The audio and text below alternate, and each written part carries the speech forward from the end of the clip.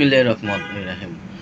দেখেন যে ভারতের নরেন্দ্র মোদী সরকার কলকাতাতে S-400 ক্ষেপণাস্ত্র বসাচ্ছে এবং বসানোর প্ল্যান করতেছে। দেখেন যে S-400 কি?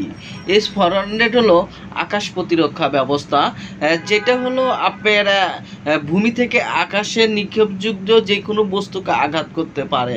যেমন একটা বিমান আসতেছে এবং আপনার মিসাইল আসতেছে, সেই মিসাইল বা বিমানকে আপনার আঘাত করতে পারে বা উপর থেকে আপনি ধ্বংস করতে পারে। এটা হলো S-400।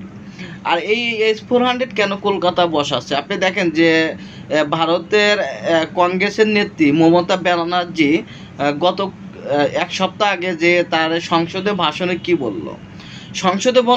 ভাষণে বলল যে নরেন্দ্র মোদী যেভাবে হিন্দু রাজনীতিক শুরু করছে এবং ধর্ম রাজনীতিক শুরু করছে, এই হিন্দু ধর্ম রাজনীতিক যদি হয় এতে ভারত ভেঙে যেতে পারে।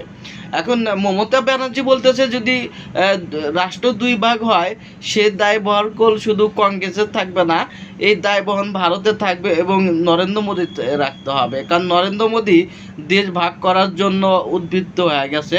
কারণ নরেন্দ্র মোদীর কারণে অনেকে ভাবতেছে যে ভারত ভেঙে যাচ্ছে। আপনি যদি দেখেন যে এই লাথান দেখেন, উড়িষ্যা দেখেন, এই এলাকাগুলো দেখেন যে গত কয়েকদিনে কি অবস্থা, ভয়াবহ অবস্থা, এবং মনে হয় যে তারা দুই ভাগ হচ্ছে। আপনার গত লাথানে দেখেন যে বিজেপির কার্যালয়, সরকারি কার্যালয় সহ প্রত্যেকটা জায়গায় পুরা দিছে, আগুন ধরা দিতেছে জনতা। ভারতে কেন এই অবস্থা হচ্ছে? আপনি একটা জিনিস দেখেন যে ভারতের ঈশ্বর ভাবে কাদের মানুষকে, অর্থাৎ তারা দেখার উপর বিশ্বাস করে না, অর্থাৎ তারা দেখার উপর বিশ্বাস করে। যেমন দেখেন যে যেমন শেখ মুজিবুর রহমান এবং তার বাংলাদেশে কিভাবে ভারত তার ভাইলেন্স তৈরি করছে গোয়েন্দা সংস্থা। যেমন আপনার জয় বাংলা, আপনার জয় বাংলা হলো আপনার জয় বাংলার অর্থ কি যদি দেখতে চান যে জয় বাংলা কোথা থেকে আসলো, যেমন আপনার জয় শ্রীরাম, জয় ভগবান, জয় ঈশ্বর, জয় মহাদেব, জয় গোবিন্দ, জয় রাম, জয়, অর্থাৎ আপনি দেখেন যে এই জয় হলো অর্থাৎ হিন্দুদের তাদের ভগবানের নাম, যে রাম কে কৃষ্ণ ভগবান।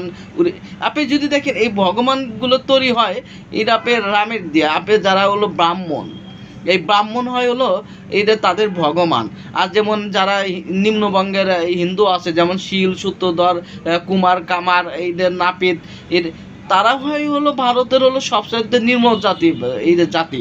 আপনি দেখবেন যে ভারতের ব্রাহ্মণরা হল আপনি নিম্ন জাতের হিন্দুদের সাথে একসাথে বসেও না বা একসাথে খাওয়া দাওয়া করে না।